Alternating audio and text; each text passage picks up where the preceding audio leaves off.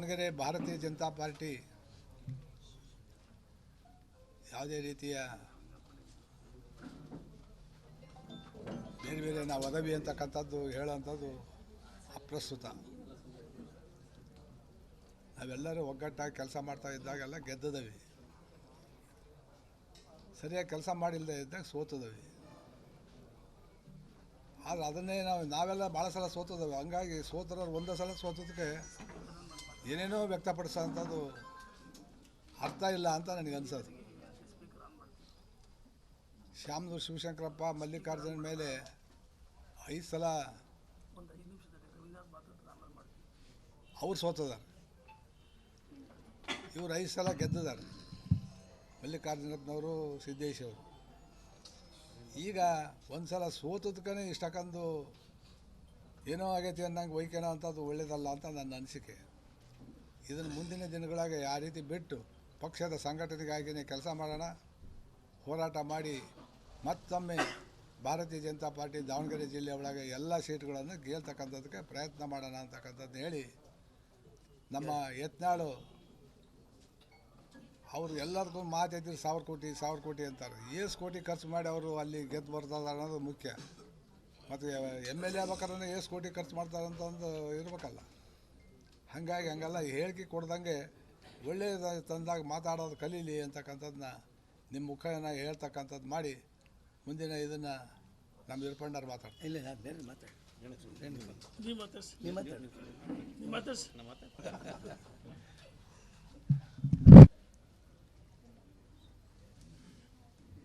ಭಾರತೀಯ ಜನತಾ ಪಾರ್ಟಿ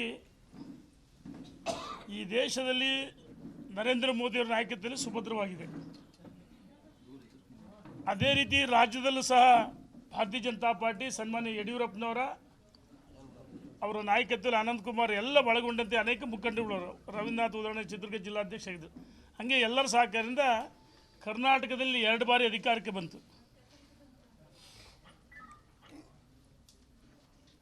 ವಿನಾಕಾರಣ ಗೊಂದಲ ಸೃಷ್ಟಿ ಮಾಡ್ತಾರೆ ವಿಜಯೇಂದ್ರ ಅಧ್ಯಕ್ಷ ಆದಮೇಲೆ.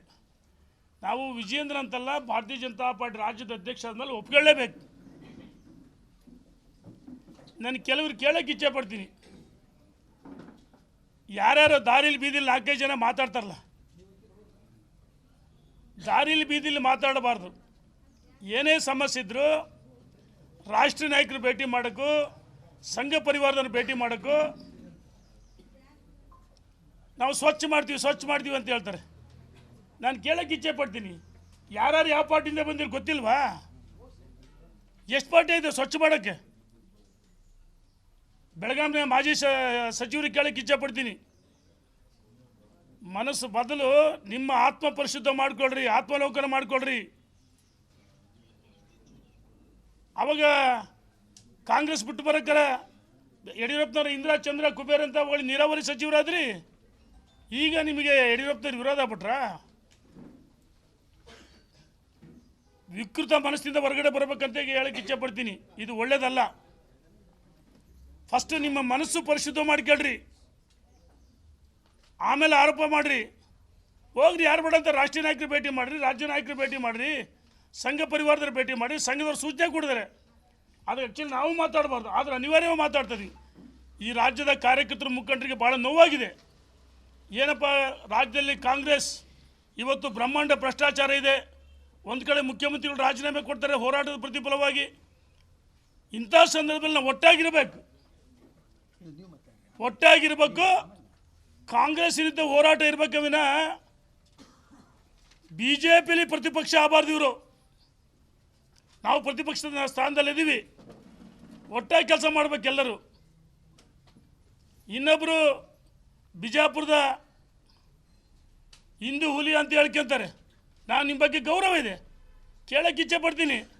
ಆಯ್ತು ರೀ, JDSಗೆ ಹೋದಾಗ ಇದ್ದಕ್ಕೆ ಅಂದ್ರಲ್ಲ ಟೋಪಿ, ಅಲ್ಪಸಂಖ್ಯಾತರು ಮರ್ತ್ಬಿಟ್ರೆ ಹಸಿರು ಟೋಪಿನ ಅಲ್ಲಿ ಅದೇನೋ ಅಂತಾರಲ್ಲ ಊಟಕ್ಕೆ ಅವ್ರದ್ದೇನ ಇಫ್ತಿಯಾರ್ ಕೂಟದಲ್ಲಿ ಭಾಗವಹಿಸ್ತಿರ್ಲಿಲ್ವಾ ಅವ್ರ ಜೊತೆಗೆ? ನಿಮ್ಮನ್ನು ನೀವು ರಕ್ಷಣೆ ಮಾಡೋಕ್ಕೆ ಹಿಂದುತ್ವದ ಹೆಸರಾಗಿ ಕೇಳ್ತೀರಿ. ಅಂದು JDSಗೆ ಹೋಗಿದ್ರಿ, ಇಫ್ತಿಯಾರ್ ಕೂಟದಲ್ಲಿ ಭಾಗವಹಿಸಿದ್ರಿ. ಬಿಜಾಪುರ ಜಿಲ್ಲೆಯಲ್ಲಿ ನಾನು ದಾಖಲೆ ಸಮೇತ ಹೇಳ್ತೀನಿ, ಒಬ್ಬ ಪ್ರಭಾವಿ ಸಚಿವರು, ಈಗಿನ ಪ್ರಭಾವಿ ಸಚಿವರ ಜೊತೆಗೆ ಹೊಂದಾಣಿಕೆ ರಾಜಕಾರಣ ಮಾಡ್ತಾ ಇದ್ದೀರಿ.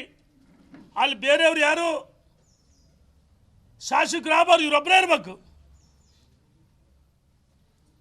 ನಮ್ಮ ಹಿರಿಯ ರವೀಂದ್ರನಾಥ್ ಹೇಳಿದರು 1000 ಕೋಟಿ. ಇವತ್ತು ರಾಜ್ಯದಲ್ಲಿ ಕಾಂಗ್ರೆಸ್ಸಿನ ವೈಫಲ್ಯಗಳನ್ನ ಹೋರಾಟ ಮಾಡೋಕ್ಕೂ ಜನ ನೋಡ್ತಾ ಇದ್ದಾರೆ. ರಾಜ್ಯ ಜನ BJPಗೆ ಅಧಿಕಾರ ಕೊಟ್ಟ ಹಿಂಗೆ ಕಿತ್ತಾಡಿ 2 ಬಾರಿ ಅಧಿಕಾರ ಕಳ್ಕೊಂಡ್ರು. ಇನ್ನೂ ಅಧಿಕಾರಕ್ಕೆ ಬಂದರೆ ಈ ರೀತಿ ಮಾತಾಡ್ತಾ ಜನ ಮಾತಾಡ್ತಾರೆ. ಕಾರ್ಯಕರ್ತರು ಮುಖಂಡರು ನೋವಾಗಿದೆ, ಕಾರ್ಯಕರ್ತರು ಮುಖಂಡರು ನೋವಾಗಿದೆ. ಇವತ್ತು ನಾನು ಹೇಳ್ತೇನೆ, ಅಧಿವೇಶನದ ಒಳಗೆ ಹೊರಗೆ ಯಡಿಯೂರಪ್ಪನವ್ರ ಬಗ್ಗೆ, ವಿಜೇಂದ್ರ ಬಗ್ಗೆ ಮಾತಾಡೋಕ್ಕೆ ಯಾವ ನೈತಿಕ ಹಾಕಿದೆ ನಿಮಗೆ? ಯಾವ ನೈತಿಕ ಹಾಕಿದೆ? ಯಾವುದೇ ನೈತಿಕ ಹಾಕಿಲ್ಲ. ನಾನು ಹೇಳ್ತಿದ್ದೀನಿ, ಅಧಿವೇಶನದ ಒಳಗೆ ಈಗಿನ ಕಾಂಗ್ರೆಸ್ಸಿನ ಮುಖ್ಯಮಂತ್ರಿ ಪರವಾಗಿ ಇವರು ಮಾತಾಡ್ತಾರೆ. ಅಂದರೆ ಕಾಂಗ್ರೆಸ್ ಏಜೆಂಟೇ ನೀವು? ಕಾಂಗ್ರೆಸ್ ಏಜೆಂಟ್ ರೀತಿ ವರ್ತಿಸ್ತಾ ಇದ್ದಾರೆ. ಇಲ್ಲಿ ಬಂದು ಅದೇ ಮಾತಾಡ್ತಾರೆ, ಅಲ್ಲಿಗೆ ಹೋದ್ರು ಅದೇ ಮಾತಾಡ್ತಾರೆ. ಇನ್ನು ಮುಂದೆ ಈ ರೀತಿ ಮಾತಾಡೋದು ಒಳ್ಳೆಯದಲ್ಲ. ಇವತ್ತು ದಾವಣಗೆರೆಯಿಂದ ಪ್ರಾರಂಭ ಮಾಡಿದ್ದೀವಿ. ಬೆಂಗಳೂರಲ್ಲಿ ಹಾಲಿ ಶಾಸಕರ ಜೊತೆ ಭಾಳಷ್ಟು ಜನ ಮಾತಾಡಿದ್ದೀವಿ. ಮಾಜಿ ಸಚಿವರ ಜೊತೆ, ಶಾಸಕರ ಜೊತೆ ನಾವು ಮಾಡಾಳ್ ಮಲ್ಲಿಕಾರ್ಜುನ ಮಾತಾಡಿದ್ದೀವಿ. ಇವತ್ತು ನಮ್ಮ ಹಿರಿಯರ ನೇತೃತ್ವದಲ್ಲಿ ನಾವು ಸೇರಿದ್ದೀವಿ. ಈ ನಾವು ಹೇಳ್ತಾ ಇದ್ದೀವಿ, ಗೊಂದಲ ಬೇಡ, ನಾವು ಮಾತಾಡಬಾರ್ದು, ನೀವು ಮಾತಾಡಬಾರ್ದು. ಕಾರ್ಯಕರ್ತರು ಮುಖಂಡರು ನೋವಾಗುತ್ತೆ. ಈ ರಾಜ್ಯದ ಜನ ಭಾರತೀಯ ಜನತಾ ಪಾರ್ಟಿಗೆ ಅಧಿಕಾರಕ್ಕೆ ಬರುತ್ತೆ ಅಂತೇಳಿ ಜನ ಮಾತಾಡ್ತಾರೆ. ಇಂಥ ಸಂದರ್ಭದಲ್ಲಿ ನೀವು ನಾಯಕತ್ವ ಒಪ್ಕೊಳ್ಳಲ್ಲ ಅಂದರೆ ಮೋದಿಯವರ ವಿಜೇಂದ್ರ ಅಧ್ಯಕ್ಷ ಮಾಡಿದ್ಯಾರು? ನರೇಂದ್ರ ಮೋದಿ, ಅಮಿತ್ ಶಾ, ನಡ್ಡಾರವರು, ಸಂತೋಷಿಯವರು, ಅವ್ರಿಗೆ ಅಪಮಾನ ಮಾಡ್ತೀರಾ? ಇದು ಒಳ್ಳೆಯದಲ್ಲ ಅಂತ ಹೇಳಕ್ಕೆ ಇಚ್ಛೆ ಪಡ್ತೀನಿ. ನಮ್ಮ ರವೀಂದ್ರನಾಥ್ ಹೇಳಿದ ಸೋಲಿಗೆ ಯಾರು ಕಾರಣ? ಸೋಲಿಗೆ ಅರೆ 4 ಸಾರಿ 5 ಸಾರಿ ಗೆದ್ದಿದ್ದೀರಿ. ಸ್ವಯಂ ಕೃತ ಅಪರಾಧ. ನಿಮ್ಮ ಧರ್ಮಪತ್ನಿ ಪರವಾಗಿ ಎಷ್ಟು ಬಾರಿ ಹಳ್ಳಿಗಳಿಗೆ ಬಂದ್ರಿ? MP ಗಳಾಗಿ ಎಷ್ಟು ಕೆಲಸ ಮಾಡಿ ದಾವಣಗೆರೆ ಜಿಲ್ಲೆಗೆ? ಲೋಕಸಭೆ ಬೇಕಲ್ಲ. ಈ ಜಿಲ್ಲೆಗೆ ಏನು ಕೊಡಿ ಅಭಿವೃದ್ಧಿ? ಕಾರ್ಯಕರ್ತರನ್ನ ಒಂದು ರೀತಿ ದನಗಳಂಗೆ ಬೆದರಿಸ್ತಿದ್ರಿ. ಅದಕ್ಕೆ ಸೋತ ತಕ್ಷಣ ರವೀಂದ್ರನಾಥ್ ಕಾರಣ, ರೇಣುಕಾಚಾರ್ಯ ಕಾರಣ, ಮಾಡಾಳು, ಶಿವಸೇವಿ ಎಲ್ಲ ಮುಖಂಡರು ಕಾರಣ. ಅದು ಯಡಿಯೂರಪ್ಪ, ವಿಜೇಂದ್ರ ನಿಮಗೆ ಟಿಕೆಟ್ ಕೊಟ್ಟಾರ. ಅವರು ನಮಗೆ ರಿಕ್ವೆಸ್ಟ್ ಮಾಡಿದ್ರು ಕೈ ಮುಗಿದು, ಯಡಿಯೂರಪ್ಪನವ್ರು ಇದೇ ಅಪೂರ್ವ ರೆಸಾರ್ಟ್ ನಾವೆಲ್ಲ ಇದ್ವಿ, ನಿಮ್ಮ ನಡವಳಿಕೆಯಿಂದ ನೀವು ಸೋತ್ರಿ. ಸೋತರು ಕೆಲವರು ಒಂದಾಗ್ತಾರೆ. ಇನ್ನು ಚಿಕ್ಕೋಡಿಯಲ್ಲಿ ಸೋಲ್ಗೆ ಯಾರು ಕಾರಣ? ನೀವು ಕಾರಣ. ಆತ್ಮಲೋಕನ ಮಾಡ್ಕೊಳ್ರಿ. 1 ವರ್ಷ ಕಳೆದ ಒಂದೇ ವರ್ಷದಲ್ಲಿ ಚುನಾವಣೆಗಳು, ರಾಜಕೀಯ ತಂತ್ರ ಪ್ರತಿತಂತ್ರಗಳು, ಅಭಿಯಾನ, ಜನಪರ ಅಹೋರಾತ್ರಿ ಹೋರಾಟಗಳು, ಪಾರದರ್ಶಕ ವರದಿಗಾರಿಕೆಯ ಪಣ ತೊಟ್ಟು ಮುನ್ನಡೆದಿದ್ದೇವೆ. 1 ವರ್ಷದ ಸಂಭ್ರಮದ ಜೊತೆಗೆ ಜವಾಬ್ದಾರಿ ಕೂಡ ಹೆಚ್ಚಾಗಿದೆ. ಮತ್ತಷ್ಟು ಮುನ್ನುಗ್ಗಿ ಜನಪರ ನಿಲ್ಲುವ ಉತ್ಸಾಹ ಕೂಡ ಹೆಚ್ಚಿದೆ. ಯಾಕಂದ್ರೆ ಇದು ರಿಪಬ್ಲಿಕ್ ಕನ್ನಡ, ನಿಮ್ಮದೇ ಧ್ವನಿ. 1 ವರ್ಷದ ನಿರ್ಭೀತ ಪತ್ರಿಕೋದ್ಯಮ ರಿಪಬ್ಲಿಕ್ ಕನ್ನಡ, ಇದು ನಿಮ್ಮ ಧ್ವನಿ.